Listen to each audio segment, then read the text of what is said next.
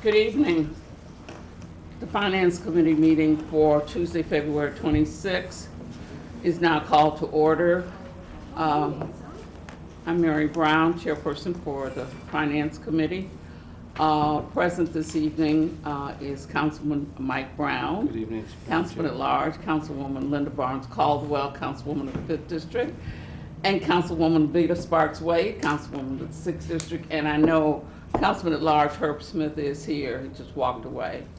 And then our financial advisor, Mr. Virgil Moore, is present as well. So we will begin. We have 3 ordinances on the agenda. For those of you who received a notice for the Finance Committee, there was a resolution CPR 2019-01 on that notice. However, we are not going to be dealing with that tonight because the parties involved could not be here. They couldn't be at the Finance Committee meeting, so we're only going to do CPO 2019-05, 07, and 08.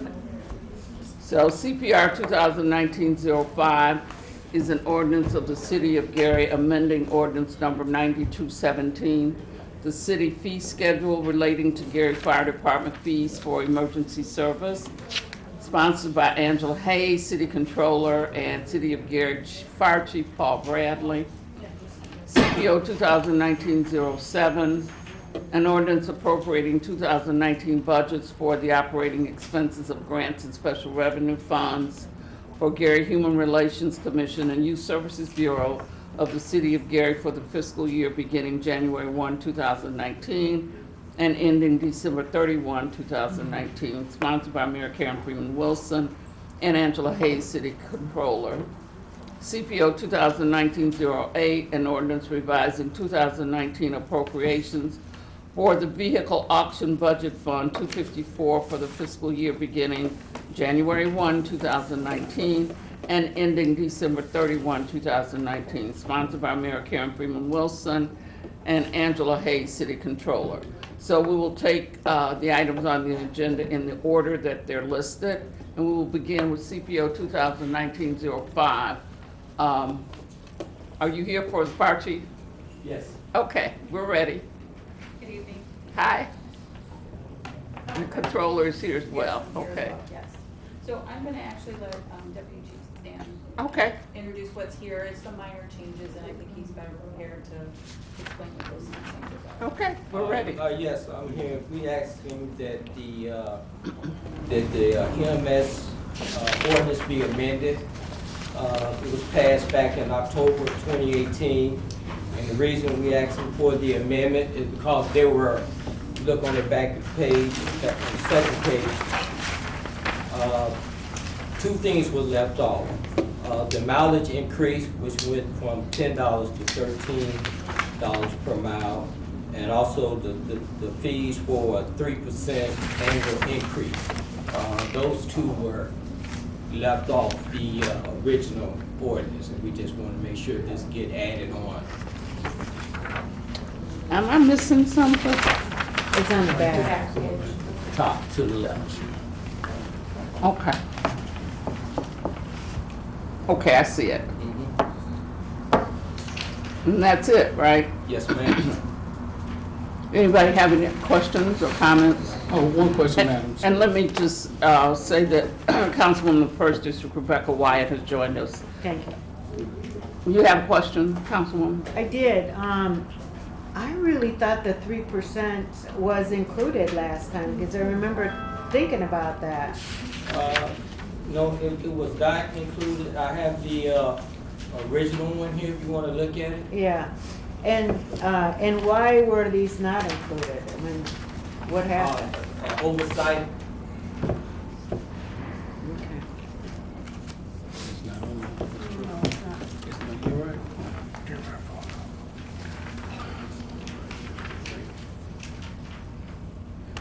Madam Chair, question. Yes. So that 3% means that based on moving forward every year, there's a possibility for a 3% increase on all these fees moving forward? Yes. These basic fees, okay. Like a cost of living or operation just based on the need for the supplies that you all have to use and everything? Yeah. So you can be competitive as far as making sure your revenue is competitive with the other cities and towns that provide the service? Okay. Very Thank good, you. Councilman. Yes. Thank you. Excellent. Okay, anybody else Yes, have any Madam Chair. questions or comments? Yes, Will that 3% include mileage, or will mileage be reviewed every year? That's a good question. I think 3%, you want to answer that for, I think the 3% is, that's a good point. Whether if it's on the mileage and the ambulance fee. It seems like it's across the board. It says all fees. All fees, Mm-hmm. in addition to the fees set forth below, both president shall be subject to a mileage. Yes, all fees. There it is. uh-huh, I think that's a great idea. okay. Anyone else? Also, we've been joined by our council president, Councilman at Large, Councilman Ron Brewer, and then I see our mayor is here, so, Okay.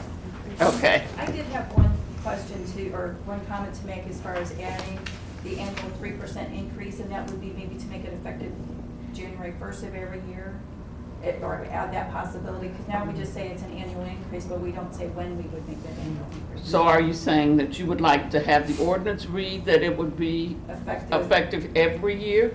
If that seems agreeable or effective, at least on January 1st, we would know that we would make that 3% Okay. increase.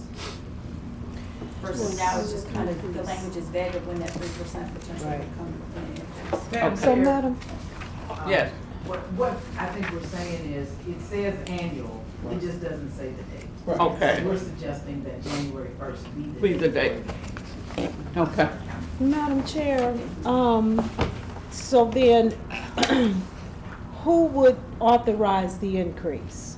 Who would be responsible for authorizing that increase? It says it's subject to an annual increase, but it doesn't say who will authorize. So what we're requesting is this be treated like the cost of living annually. Right.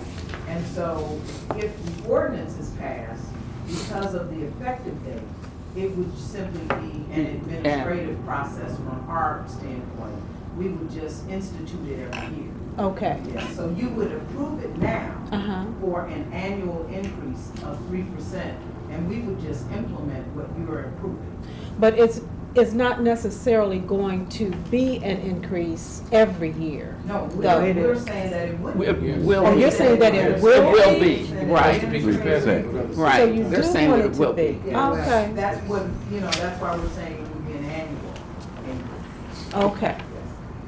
So then we need to change this, Wording, yes. the language. We need to amend the ordinance.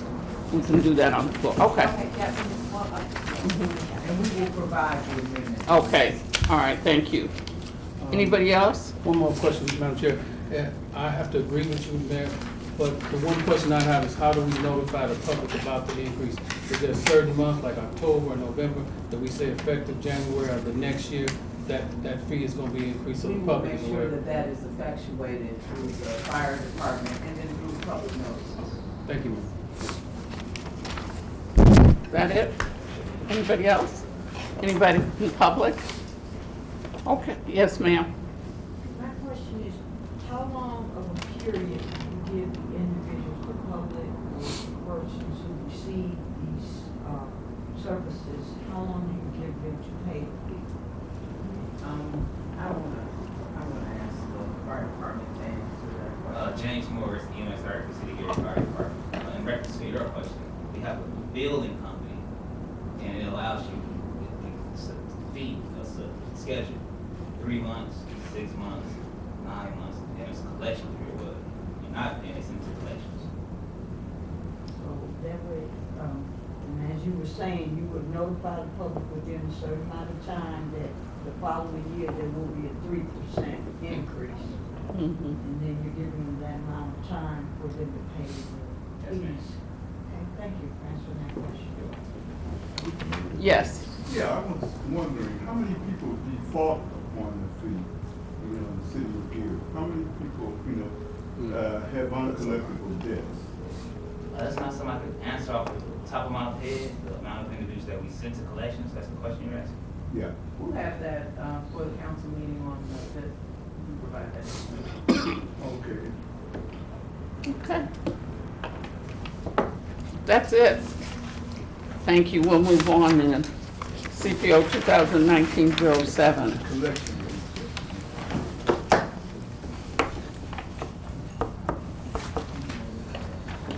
Collection Youth Services Bureau and Yes, the next one is for 2019-07, which is for Human Relations and Youth Services Bureau. Yes. Our Director for the Human Relations Bureau is here Good evening. to speak on behalf of the budgets that she has. Good evening, Councilman. I will start with Fund 204, which is our Equal Employment Opportunity Commission Fund. This is the fund that we receive our funds through, from the EOC for the case processing.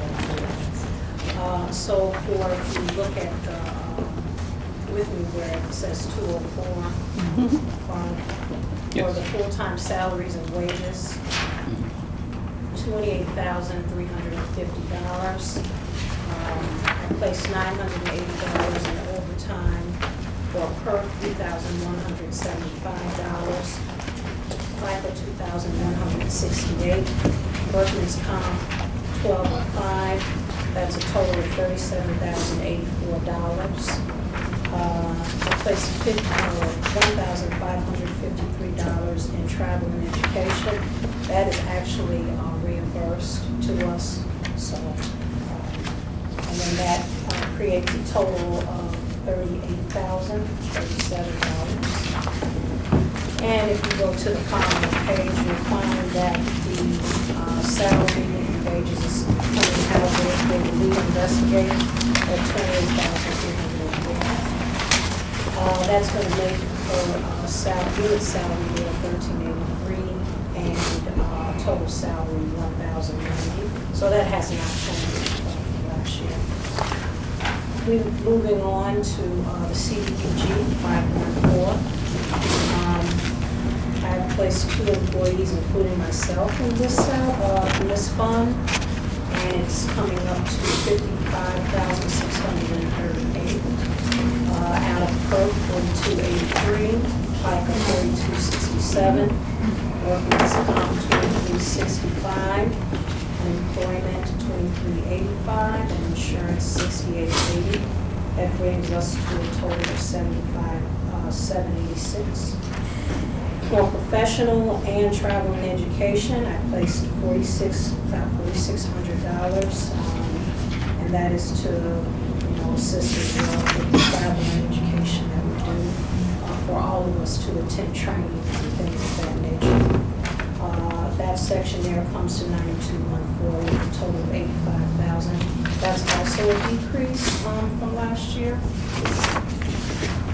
Okay, moving on to the next page there, you can see where my salary is there, and also the office administrator. Those are the 2 employees that I hope to use this fund to pay out of, and that's going to give me a total of $55,836. And you can also see our hourly salaries and what we receive in commissions.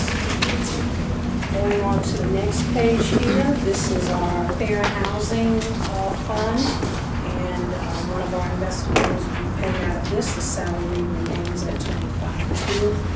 PERF, I believe that's $28,22. $19.28 for FICA, $271 for workman's comp and unemployment, bringing us to a total of $32,092. I did have to use a lot of funds just for office supplies, so I placed $3604 in there, and also $3604 for travel and education. These are this is grant money, so this is what we would use for those items. The total is $39,300. And if you go on looking to the next page, I would just outline what that general investigative salary is, as well as what you earn on hourly wage, and what would come out on the check, which this takes us to Fund 842. Fund 842 is the part of the fair housing that they provide us with education, outreach, and training funds. We actually earned more money for this fund from last year's case processing. So I requested that we place 9,100, about 9,104 in full-time salaries and wages. That FICA at 145 and workman's comp at 81, totaling $9,331.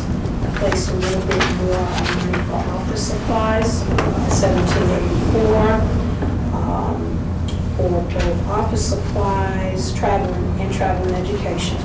We do have some memberships that we have to pay for, so I placed $301 in subscription and dues, bringing it to that section to a total of $2,085, with the total being $13,200 for that. So the full-time salaries and wages I separated into like a stipend that I would hope to be able to give to each employee for special education outreach programs that they do. That's what this Fund 842 is for. So I placed $2,701.33 for each of us with the option to have a coordinator assistant, which would get $1,000. Breaks down to $103.90, I believe, per hour. So that totals the $9,103.99. The $13,200 does have to be used in some way, so I just thought to separate it in that way. It provides each of us with the opportunity to go out into the community and make sure they know about the purposes of the Gary Youth Relations Commission. Madam Chair, Yes. for questions, let me just add that this is not being added to salaries. This is to provide for education and outreach, which is what comes from the federal government as a part of the EEOC's work. So I just wanted to put on that. Okay. Anybody, questions, comments, council members? Keep doing a good job. Explain it in detail. Right, Oh, yeah. we'll do everything, right, okay. Thanks for your Thank you. participation. Thank Hi. Good evening, everyone. All right, I am Nate Jordan, representing the Youth Services Bureau today. And so there are two different budgets for you. The first one is for Department 622. It's for part-time salary. It's one position, which is a program assistant. That salary is $13,650. Added together with per FICA workers' comp unemployment, the total amount comes to $17,383. And that is that fund. Take care of that. The next one, the part-time salaries equal $6,580. And there are three positions: food service manager, a recreation leader, and a bus driver. The other major line item that you'll see on here is the $50,000 for professional services, which comes for the summer feeding program, which is reimbursed. So any dollars that are spent by us are reimbursed right back to us. So we will be continuing the summer feeding over the summer, and so this budget helps us to prepare for that. I'd also like to add that the salaries are also reimbursed. So you guys have a bus driver? We do have a bus driver. Oh. Okay, We do. good. Any questions or comments from anyone? For your summer feeding program, do you have the sites where you will have those yet, or you still working to get the sites together? Yeah, that's a process that we start really soon. I know last year we had 20. We're looking to do 20 again this year. 20 sites? 20 sites. Okay. So 6 Wow. of them were our sites, Parks Department sites. The others were daycares, churches, Okay.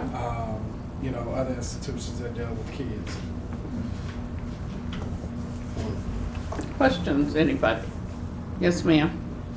Okay, I followed the youth services summer program, feeding program for over a decade, because my daughter was my oldest daughter was one of the employees as a high school student summer. Now, I know at one time you all were in the public housing board, but then it stopped. I know in Dory Miller, we had one of the churches coming in doing hot lunch. That individual is no longer doing it. So even though it's been announced Dory Miller will be shut down, we've not been given a definite date. And so I would like to see possibly if Dory Miller's site can be included, as a proposed site unless we're given a date before the end. How many was there a vendor that was servicing Dory Miller last summer? No, we had a church coming in. but So they're the no church longer- did, but the church is not going to do it in 2019. Right, the church was not there last summer. Okay. So we don't know for sure, and I've had residents come to me as a public housing leader and ask if that can be done again, and I am going to be presenting that to the housing authority at the board meeting that's coming next month. Okay. After we're done, we get you number, I'll make sure we make that connection. Does that answer your question? Does Yes. that take care of it? Okay. Anybody else? Okay, thank you. Okay, CPO 2019-08, the vehicle auction budget. So we're asking for an increase for the vehicle auction budget for Fund 254. This is technically the second page, the third page of the document actually lists the budget that we're requesting. Chief and I reviewed monies that were available in there, monies we're anticipating receiving, so we're requesting that the entire budget be increased to $120,928. We're not looking to change into personnel services, but we're asking to increase the total supplies by $60,000, other services and charges by $25,428, and capital expenses by $35,500. Deputy Chief Evans can explain more why the increases are in certain areas as far as the need for the police department.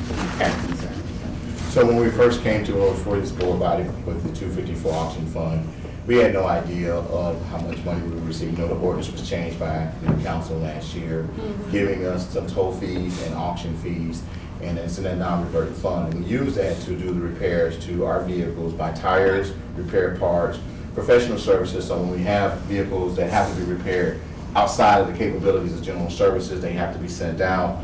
And then software. So if we have software with the computers, with the GPS or something on it that is outside the capabilities of general services, that has to be sent out also.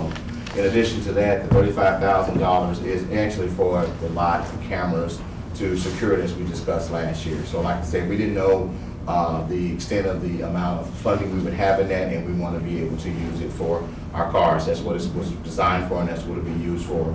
We still do have at least 70 vehicles in the fleet that are 2010 or older, and they're a little bit more cost prohibitive because we have to spend money to repair those more often. You can fix them one today, a transmission can go out tomorrow. And this takes the burden off of the one-on-one general fund and allows us to be able to take care of it with the funding source that's already available.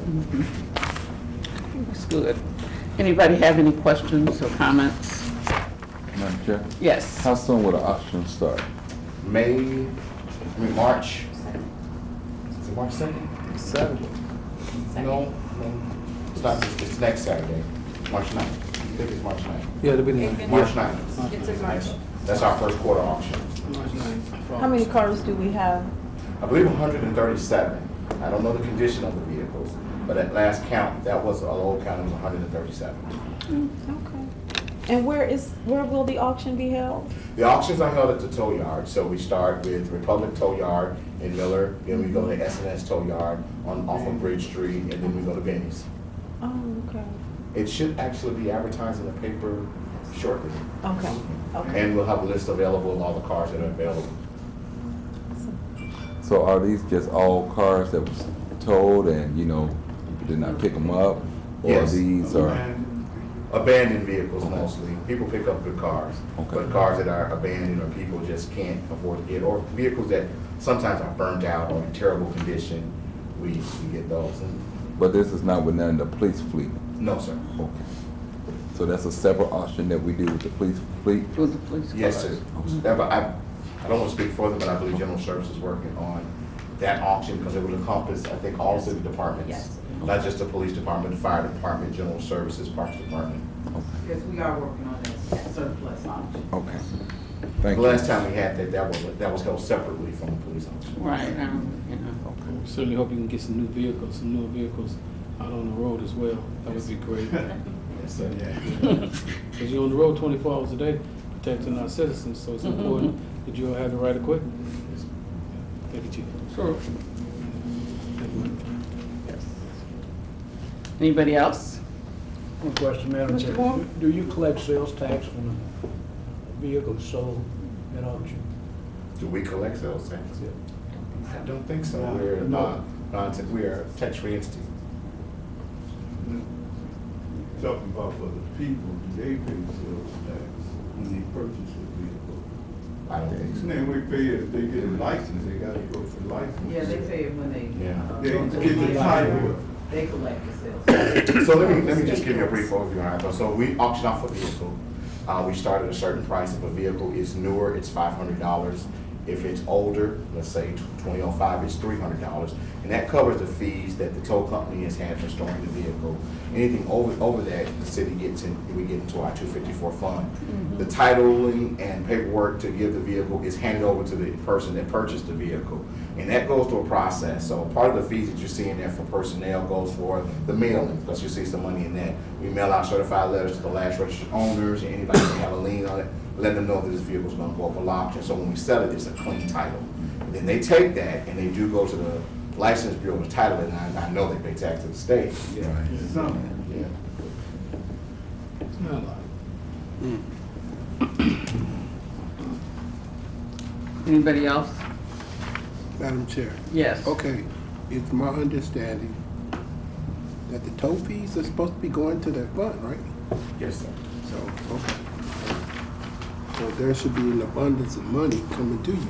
That's why we have to increase. Okay. We have our economy a little Just bit want to more. make sure everybody knew that that's why they're going to be able to buy more equipment. Well, that's good. Yes. So, Yeah. I'm happy about that. good. We're happy. Absolutely. Yeah. I know. Okay. Is that it? No more questions? No more comments?